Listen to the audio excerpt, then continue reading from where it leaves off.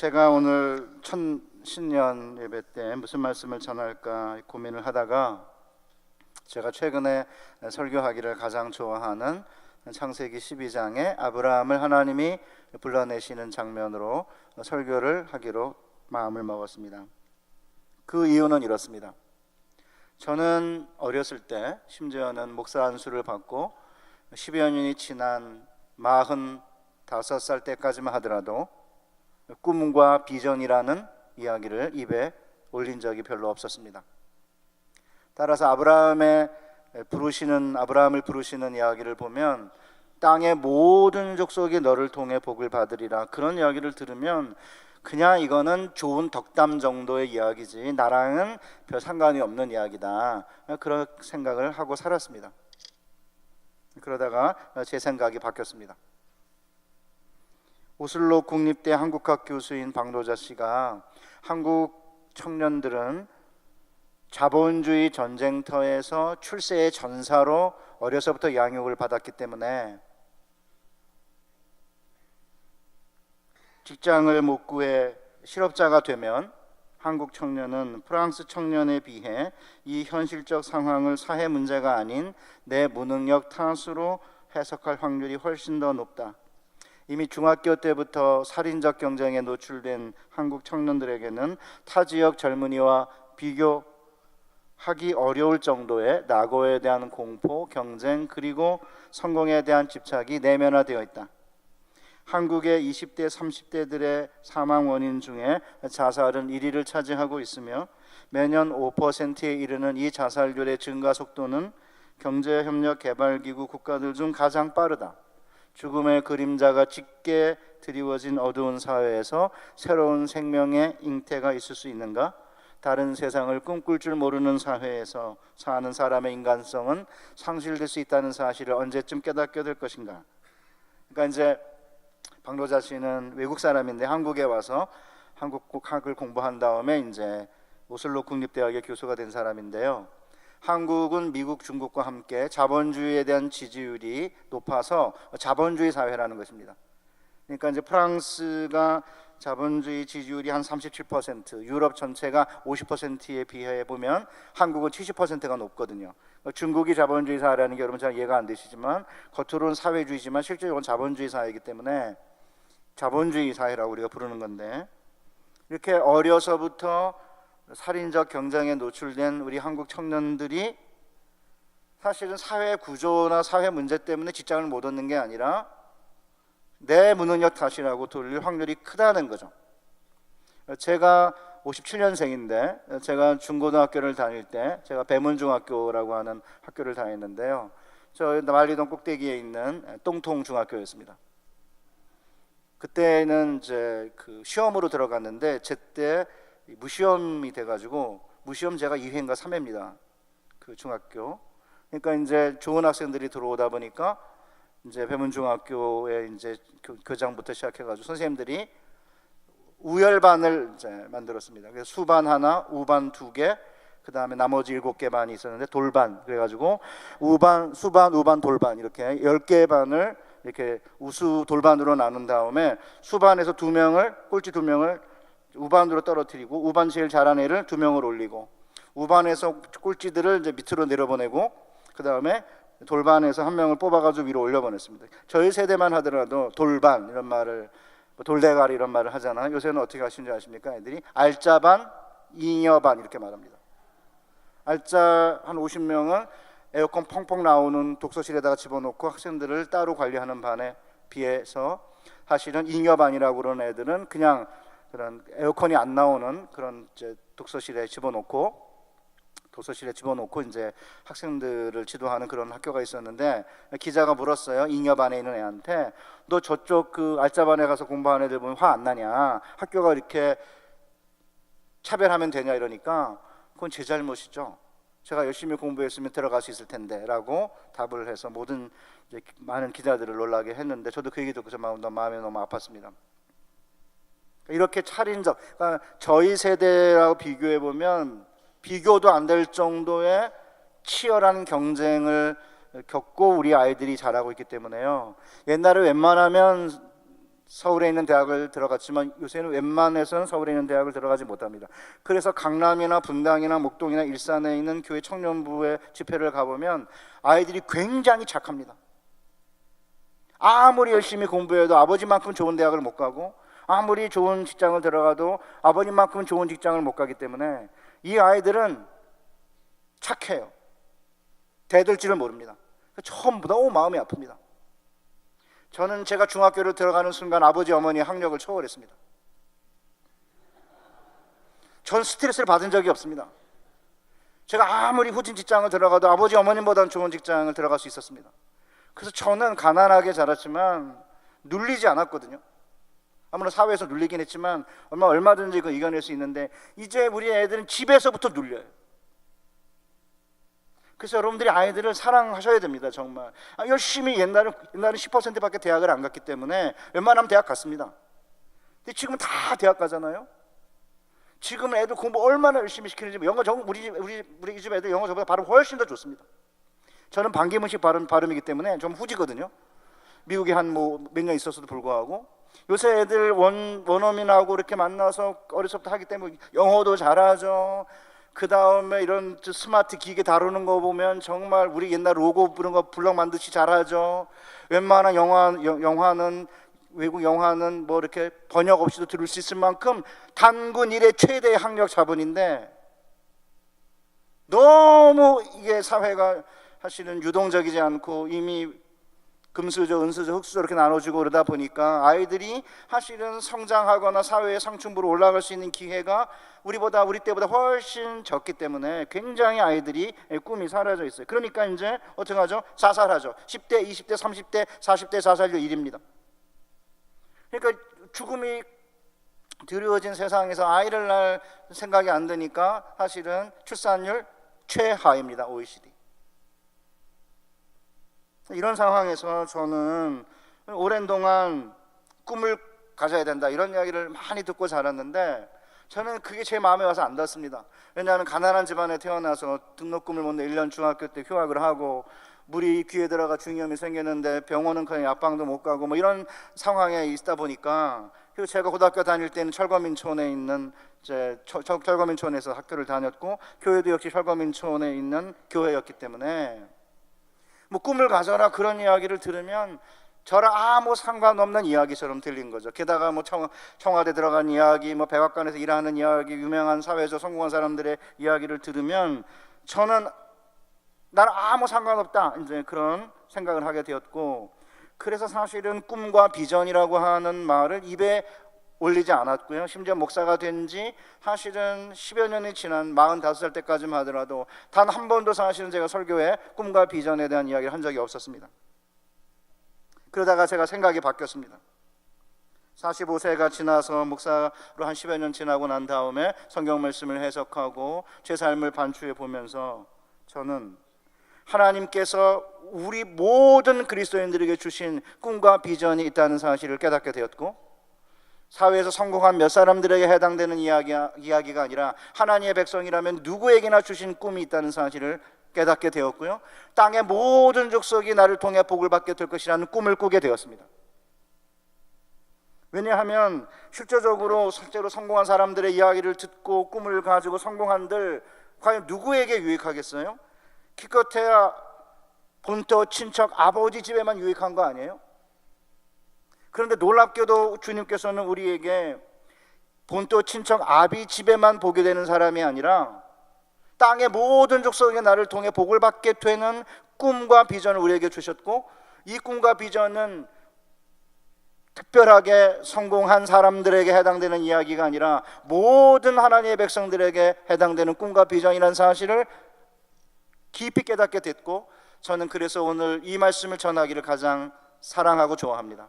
그런데 문제가 생겼습니다. 45세 이제 지나면서 이제 꿈과 비전을 이야기하기 시작했는데, 비전이란 단어만큼 많이 사용되는 단어도 없지만 비전만큼 설명하기가 어려운 개념도 없어서 비전이라는 개념을 설명하는 틀을 찾으려고 애를 쓰다가 끝내 얼마 전 칭찬은 고래도 춤추게 한다라고 하는 책을 켄 브랜차드가 썼는데요, 이 사람이 비전으로 가슴을 뛰게 하라는 책을 또 썼더라고요. 제가 비전이라고 하는 키워드로 검색을 하다가 이제 책방에 가서 그 책을 샀습니다. 경영학에 관련된 책인데 그 책을 읽고는 비전을 설명할 수 있는 개념적 틀을 제가 발견을 했고, 그 개념적 틀을 설명한 다음에 아브라함을 통해 우리에게 주신 꿈과 비전을 설명해 보도록 하겠습니다.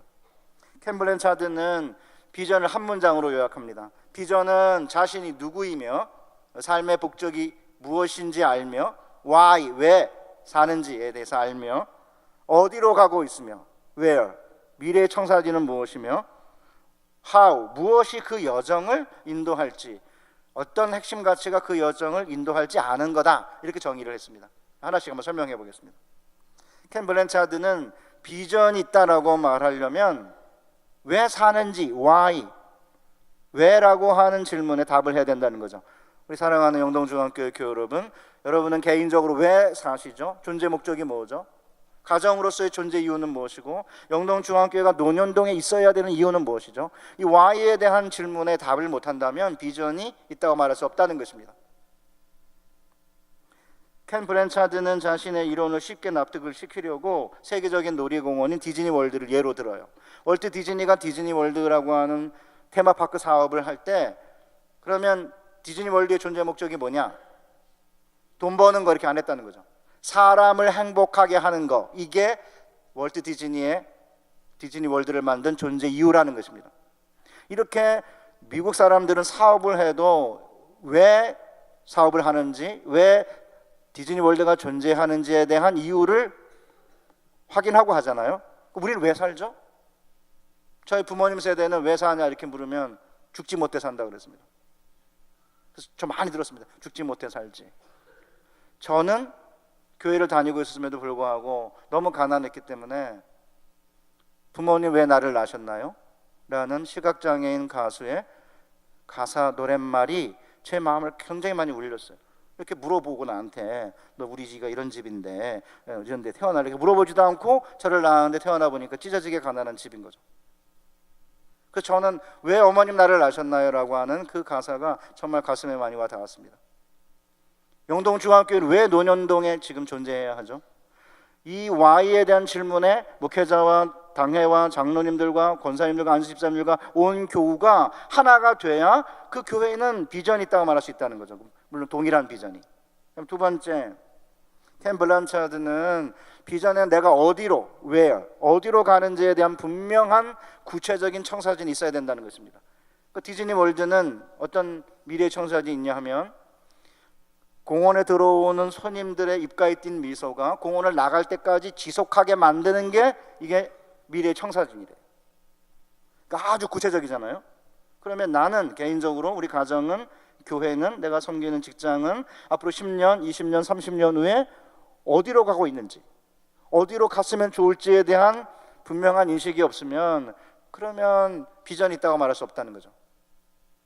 우리 영동중앙교회는 모든 교우들이 10년, 20년, 30년, 40년 후에 영동중앙교회는 이랬으면 좋겠다고 하는 청사진이 있으십니까? 만약 그게 없다면 비전이 있다고 말할 수 없다는 거죠. 그 다음에 세 번째, 켄 블랜차드는 그러면 왜 사는지에 대한 분명한 이유와 미래의 청사진 어디로 가고 있는지에 대한 분명한 인식이 있으면 그 다음에 그럼 어떻게 해야, how죠. 어떻게 해야, 어떤 핵심 가치가 있어야 그 여정을 인도할지를 아는 게 있어야, 알아야 비전이 있다고 말할 수 있다는 것입니다. 그래서 이제 디즈니 월드는 그러면 어떻게 하느냐, 사람을 행복하게 하는 존재 목적을 가지고 입가에 띈 손님의 미소가 공원에 들어올 때부터 나갈 때까지 지속하게 하는 미래의 청사진을 달성하려면 네 가지 핵심 가치가 있어야 된다는 거예요. 첫째가 안전, 둘째가 친절, 셋째가 공연, 넷째가 효율성이에요. 그러니까 모든 직원들이 이 네 가지 핵심 가치를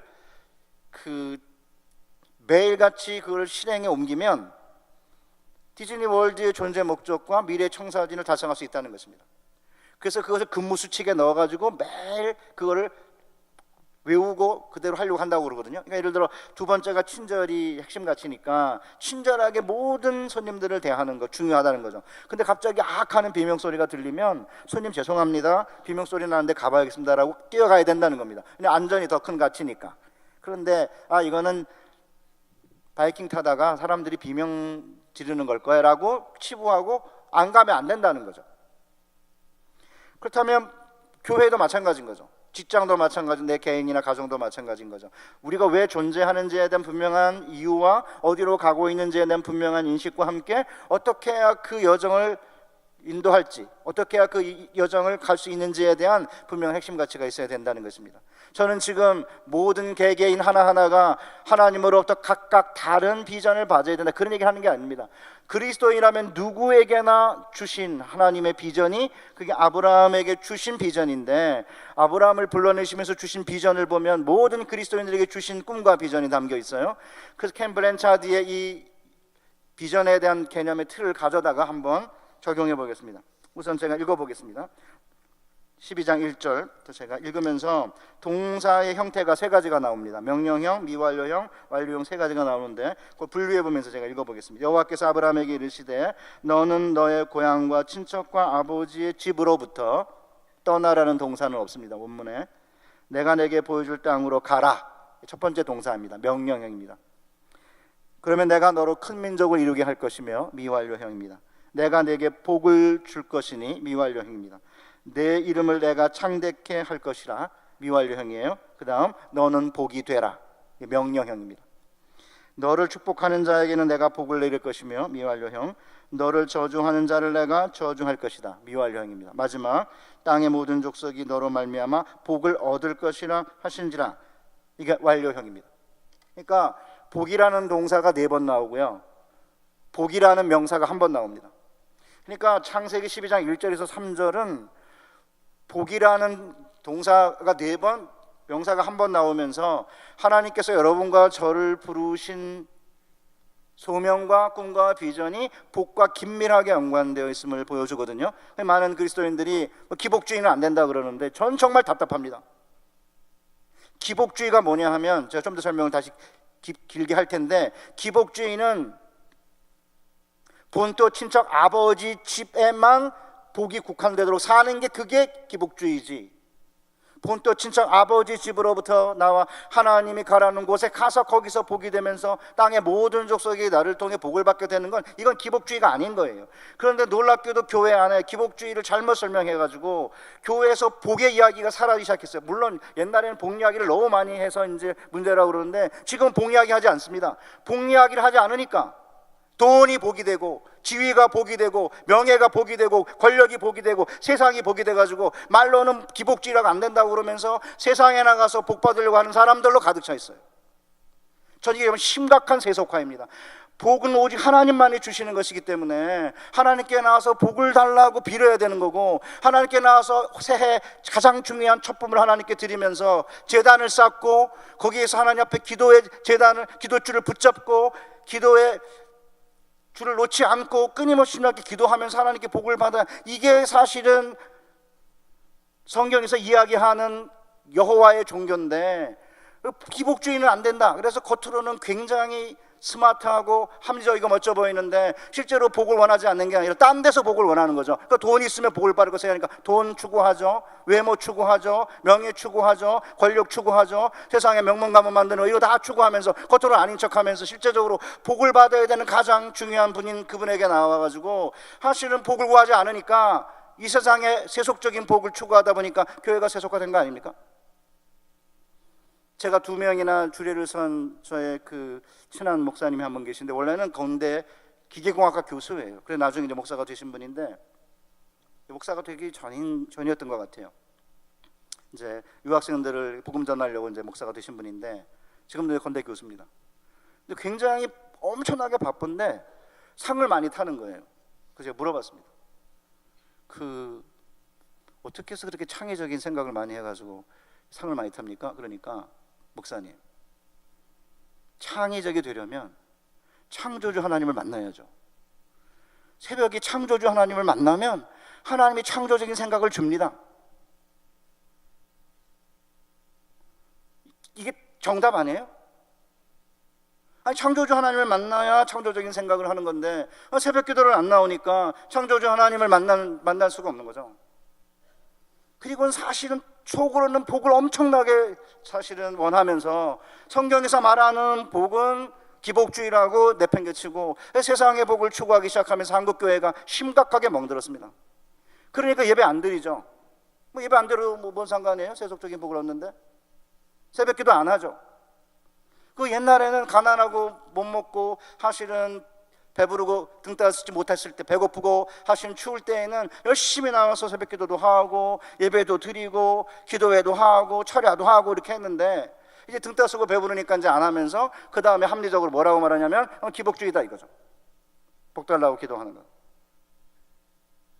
하시는 본문에 뭐라고 되어 있냐, 하나님께서 우리에게 주신 존재 이유가 뭐냐면 명령형에 두 개가 들어있어요. 본토 친척 아버지 집으로부터 내가 내게 보여주는 곳으로 가라, 그 다음에 복이 되라예요. 영어로 말하면 go, 그 다음에 두 번째가 be a blessing입니다.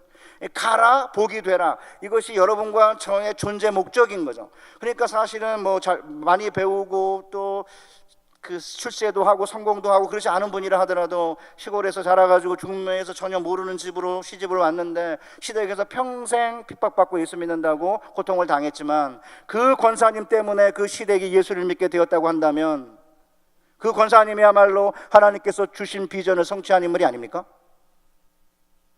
가서 보게 되라는 거죠.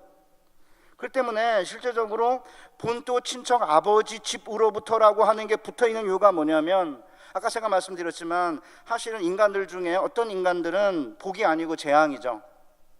어떤 인간들은 부모에게 재앙이고요, 어떤 부모님들은 자녀에게 재앙이고, 어떤 사람들은 형제 자매에게 재앙입니다.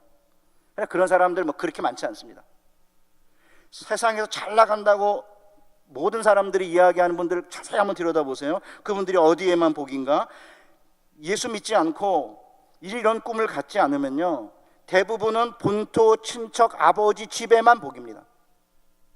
진짜 잘 나가는 사람들, 본토 친척 아버지 집에만 복이 되는 게 기복주의이기 때문에 하나님께서는 본토 친척 아버지 집에만 복이 되는 그런 삶을 살지 말고 거기서 나와서 내가 네게 가라는 곳에 가서 거기서 복이 되라는 거죠. 현재 우리가 있는 곳이 거기입니다. 내가 원해서 갔든 원하지 않아서 갔든지 간에 현재 내가 있는 곳이 하나님이 가라는 곳이고 거기서 복이 되라는 거죠. 그래서 제가 만약에 20대 때 이것을 알았으면 정말 날아갔을 건데 제가 몰랐어요. 저는 뭐 땅의 모든 족속이 복을 받게 될 거다 뭐 이런 꿈을 들으면은 이거는 허황된 생각이고 과대망상이고, 뭐 집도 가난하죠. 뭐 사실은 학교를 다니다 중간에 또 그 휴학도 했죠. 뭐 제가 그 잘생기고 뭐 이렇게 처음 딱 보자마자 호감을 주는 스타일도 아니죠. 이러다 보니까 뭐 땅의 모든 족속이 나를 통해 복을 받는다 이런 생각을 하지 못했습니다. 그냥 내게 주어진 일 성실하게 잘 감당해내면서 그저 우리 가정 세우고 그리고 큰 대죄 저지르지 않으면서 정직하게 사면 된다 이런 생각으로 꽉 차 있었어요. 심지어 목사 안수를 받고 45세까지 유학 갔다 와서 학교에서 가르치기 시작한 지 10년 지나면서까지도 저는 그런 생각에서 벗어나지 못했습니다. 그러니까 뭐 세계 복음화 이런 얘기하는 분들 보면 과대망상증에 걸린 거고, 저렇게 나대면 안 된다 이런 생각을 했던 거죠. 왜냐면 나대는 사람들이 실수를 많이 하잖아요.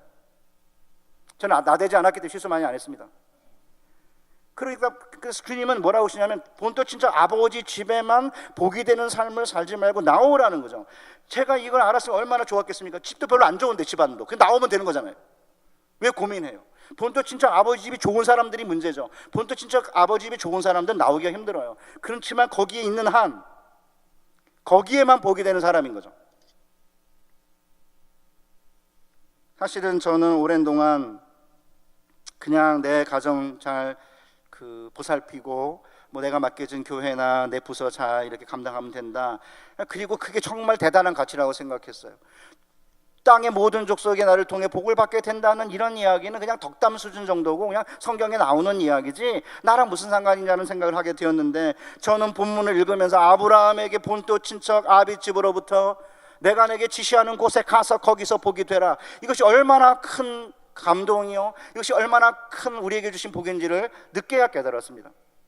지금부터 한 7년 전쯤 전에 대학에서 제가 신대원에서 밑보여가지고 우리 총장님한테 갑자기 그 개학하기 일주일 전에 대학으로 가라는 거예요. 그래서 대학으로 이제 갔습니다. 그랬더니 이제 주변에서 귀양 갔다 뭐 좌천당했다 뭐 이런 얘기가 많이 들려요. 저도 신대원에서 나이가 많은 뭐 20살, 30살 정도의 대학을 졸업한 앞으로 목회자 후보생이 될 친구들을 가르치기 훨씬 행복하지. 19살, 20살 어리거든요, 애들이. 가르치기가 좀 힘들 것 같아요. 그 다음에 가르치는 게 구약 개요를 가르치거든요. 전 신대원에서 뭐 예를 들어서 역사서, 뭐 여호수아, 룻기 이런 걸 가르치다가 구약 개요를 가르치니까 별로 마음에 안 드는 건 사실이에요. 그렇지만 제가 예수님께서 베드로에게 내가 젊어서는 내 마음대로 띠뛰고 다녔으나 나이 들어서는 내가 팔 벌리고 남이 내게 띠뛰어 내가 원하지 않는 곳으로 데려가리라. 영성의 마지막 단계는 내가 원하는 곳을 가는 게 아니라 내가 필요한 곳을 가는 것이고, 제가 아브라함의 복을 이렇게 설명했으니까 제가 가르친 대로 살아야 되는 거 아닙니까? 그래서 이제 어느 날 대학교 1, 2학년 애들한테 물어봤습니다. 야, 내가 너희들에게 복이냐? 이렇게 물었습니다. 그랬더니 애들이 너무 착해요. 재앙입니다 이렇게 안 하고 내 복입니다 이러는 거예요. 사랑하는 영동중앙교회 교우 여러분, 목회자들은 교우들에게 복이십니까? 장로님들은 뭐 교우들에게 복이십니까? 권사님들은 교우들에게 복이십니까? 안수 집사님들은 교우들에게 복이십니까? 교우들은 중직자들에게, 목사님들에게 복이십니까? 이렇게 복 던져야 되는 거예요. 기껏 본토 친척 아버지지만 복이 아니라 내가 속해 있는 영동중앙교회 안에서 과연 나는 복인가 이거죠. 영동중앙교회는 이 지역의 복입니까? 감자탕 교회 그 목사님이 그 교역자들한테 항상 감자탕 교회 이렇게 올 때, 택시 타고 올 때 2배를 줘야 된다, 택시비를 늘 그러신다고 그래요. 그러니까 사실은 택시를 타고 영동중앙교회 올 때 뒤에 앉아가지고 뭐 이렇게 중직자들 목사님 욕하고 그러지 말고 좋은 얘기 하다가, 사실은 아주 넉넉한 분들은 2배를 드리고, 조금 넉넉한 분들은 그냥 거스름 돈 안 받고, 좀 핍절한 분들은 그냥 제대로 받고, 이렇게 그러면 이제 복이 되는 거 아니에요? 맛있는 음식 먹으려고 멀리 가지 말고, 물갈 때도 필요하지만 가끔은 요 근처에 맛없는 음식점에도 가서 식사를 하면서 영동중학교를 다닌다. 그러면 이 교회가 이 근처에 복이 아닙니까? 큰 마트 가가지고 값싸게 교회에 쓸 물품을 사오는 것도 경제적으로는 도움이 되겠지만, 근처에 있는 문방구라든지 작은 소매점을 방문해서 물건을 사면 경제적으로는 손해라 하더라도 이 지역에서 영동중앙교회가 복 아닙니까? 저희 사위 녀석이 의전을 졸업한 다음에 공보기가 되어야 했는데, 그러다 보니까 이제 추첨을 한 거예요. 제가 추첨을 해가지고, 컴퓨터도 아니고 제가 추첨을 뽑았는데 전라남도 완도에 떨어졌습니다. 딸내미는 서울에 있어야 되는데. 그러니까 이제 저한테 사위가 전화 왔습니다. 아버님, 제가 완도를 가게 된 데에는 하나님의 기쁘신 뜻이 있겠죠? 제가 뭐라고 했겠습니까? 네가 뽑았잖아. 지가 뽑아놓고는 뭐 하나님의 뜻이 뭐냐, 이런 얘기 왜 하냐 도대체. 하나님의 뜻은 네가 어디에 가는지에 있는 게 아니라 어디에 가든지 거기서 복이 되는 거야. 제가 그랬습니다. 저희 딸내미가 아빠 나 이거 절대 못해 이럽니다. 그럼 제가 그래? 하나님이 네가 절대 못한다고 하는 그거를 절대로 하게 할 거다. 내가 난 절대 거기는 안 가. 그러면 절대 그곳으로 보내니까 제발 절대 안 간다는 소리 하지 마라. 제가 그랬습니다. 마찬가지 영동중앙교회 왜 오셨는지 모르지만, 현재 여러분이 직장 왜 그 자리에 있는지, 그 직장에 가게 됐고 왜 그 위치에 있는지 모르지만, 내가 원했든 원하지 않아, 내가 잘못했든 남이 미워서 그렇게 했든 미움받아 그랬든 상관없어요. 현재 내가 있는 곳에서 과연 나는 복이냐, 이것이 주님이 우리를 부르신 목적인 거거든요. 세상에 복이 되어야 될 하나님의 백성들이 세상에서 복을 못 받아가지고 안달하고 있으니까 세상이 우리에게 뭘 배우겠습니까? 세상에 나가서 복이 되고 세상에 재앙이 아니라 세상에 복을 끼쳐야 될 사람들이 세상으로부터 복을 받으려고 세상으로부터 돈도 더 받고 인정도 받고 세상에서 권력도 얻고 자꾸 이런 모습을 보이면 세상이 걱정해요. 왜 교회가 저러냐고. 그러니까 사실은 이게 생각을 확실하게 바꾸셔야 됩니다. 여러분 잘 아시다시피 요셉이 꿈을 꿨습니다. 형제들이 부모님이 자기의 절하는 꿈을, 그걸 얘기했습니다.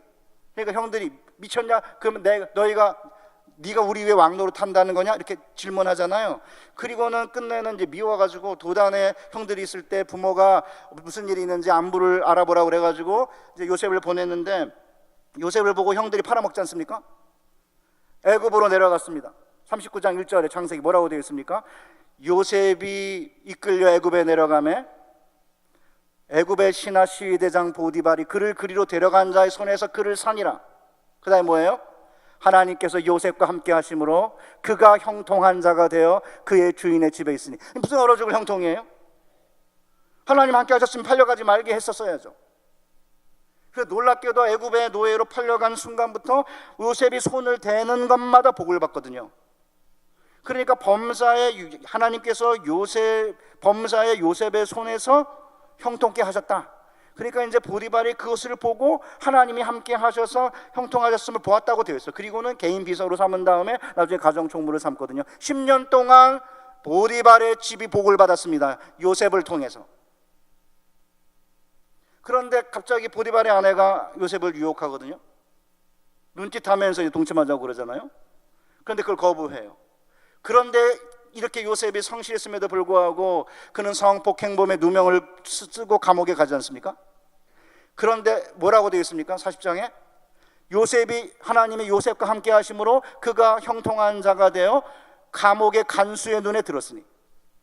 무슨 얼어 죽을, 아니 감옥에 들어갔는데 형통하대. 아니 형통하게 하려면은 보디발 아내가 눈짓할 때 눈을 확 붙여가지고 못 뜨게 만들어야지. 그 다음에 뭐 하시는 그 짓을 못할 텐데 그때는 가만 내버려 두시다가 이제 와서 감옥에 갔는데 형통한 자가 됐다 이러잖아요.